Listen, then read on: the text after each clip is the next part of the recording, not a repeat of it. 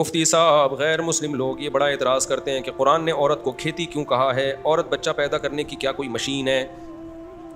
دنیا میں ہر زبان کا اس زبان میں جو مفہوم ہوتا ہے نا، جب آپ اس کا ایز اٹ از ترجمہ دوسری زبان میں کرتے ہیں تو وہ مفہوم چینج ہو جاتا ہے. اب غلام کا لفظ عربی میں لڑکے کو کہتے ہیں نا، لڑکے کو اردو میں کسے کہتے ہیں؟ جو غلام ہوتا ہے اردو میں کسے کہتے ہیں؟ یعنی جو آپ کا ماتحت ہوتا ہے نا، اس کو غلام کہتے ہیں. اب کوئی کہے کہ زکریا علیہ السلام کو قرآن نے بشارت دی تھی کہ حضرت مریم کو بشارت دی تھی لِأَهَبَ لَكِ غُلَامًا زَكِيًّا، اے مریم میں تجھے غلام کی بشارت دے رہا ہوں. اور پھر کہیں کہ عیسیٰ علیہ السلام کو قرآن نے غلام کہا ہے. یقیناً قرآن نے عیسیٰ علیہ السلام کو غلام کہا ہے، لیکن اردو میں غلام نہیں کہا، عربی والا غلام کہا ہے. عربی میں غلام لڑکے کو کہتے ہیں. تو پیغمبر کبھی غلام ہو سکتے ہیں کیا؟ سوال ہی پیدا نہیں ہوتا. تو اب کوئی پروپیگنڈا شروع کر دے کہ یہ اللہ نے عیسیٰ علیہ السلام کو غلام کہا ہے، غلام کہا ہے. بھائی ہم کہیں گے وہ عربی والا غلام کا ہے. تو عربی میں جو حرث ہے نا، کھیت، وہ توہین کے معنی میں نہیں ہے، وہ تعظیم کے معنی میں ہے. سمجھ رہے ہو کہ نہیں سمجھ رہے؟ عربی میں جب کسی کو کھیتی کہا جائے یا کھیت کہا جائے تو یہ تعظیم ہوتی ہے، یہ توہین نہیں ہوتی. اردو میں توہین ہے. اردو میں اس میں یہ سینس ہے کہ روندنے کی نا، تمہارے یعنی پاؤں لے کے کھیتی پہ چلتے ہو. عربی میں اس سینس میں ہے کہ حرث کہتے ہیں جو آپ کی پیداوار میں اضافے کا. ادھر توجہ رکھیں، ان کی شادی ہو گئی ہے، آپ کی بھی ہو جائے گی. بار بار مڑ مڑ کے دولہا کو دیکھ رہے ہیں حسرت سے. تو عربی میں حرث کا مطلب کیا ہے؟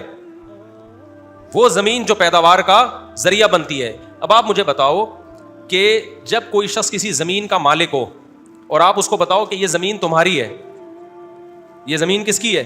تمہاری ہے، اور تمہارے پیداوار کا ذریعہ بنتی ہے، تو کسان اپنی زمینوں کے لیے جو پیداوار بھی دے رہی ہو، خون خرابہ کرتے ہیں کہ نہیں کرتے؟ کسی کو قبضہ کرنے دیتے ہیں؟ اس کی کتنی قدر کرتے ہیں؟ کہتے ہیں بھائی ہماری مٹی ہے، یہ ہماری کیا ہے؟ زمین ہے. اس کو عزت دیتے ہیں. آپ نے سنا ہوگا نا، وطن کی مٹی، وطن کی مٹی. تو یہ لفظ ہم توہین کے لیے استعمال کرتے ہیں یا تعظیم کے لیے استعمال کرتے ہیں؟ تعظیم کے لیے استعمال کرتے ہیں. تو قرآن جب عورت کو کھیت سے تعبیر کر رہا ہے، بیوی کو کھیت سے، تو توہین نہیں کر رہا، وہ عورت کی تعظیم کر رہا ہے. وہ یہ بتا رہا ہے کہ دیکھو کسان، وہ زمین جو آلو پیاز ٹماٹر پیدا کرتی ہے، اس کی پیداوار میں اضافے کا ذریعہ بنتی ہے، کسان اس کی کیسی قدر کرتا ہے، اس کی خاطر جان دے دیتا ہے. تو وہ عورت جو تمہاری بیوی ہے، جو پیداوار پیدا کر رہی ہے، اور پیداوار میں آلو پیاز ٹماٹر پیدا نہیں کر رہی، جس سے پیغمبر پیدا ہوئے ہیں، جس سے علماء پیدا ہوئے ہیں، جس سے مجاہدین پیدا ہوئے ہیں، جس سے سائنسدان پیدا ہوئے ہیں، کمانے والے بازو پیدا ہوئے ہیں، تمہارے نسب کی حفاظت کرنے والی اولاد پیدا ہوئی ہے، تو اس کی اور زیادہ قدر کرو.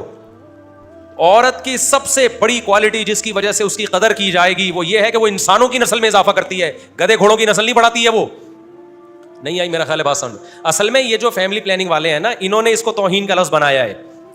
ان کی نظر میں گدھے گھوڑوں کی پیداوار میں اضافہ ہو اچھا ہے، بکریاں بڑھیں اچھا ہے، کتے زیادہ سے زیادہ پیدا ہو اچھا ہے. انسان پیدا ہوتے ہوئے ان کو برے لگ رہے ہیں. انسان نہیں پیدا ہونا چاہیے.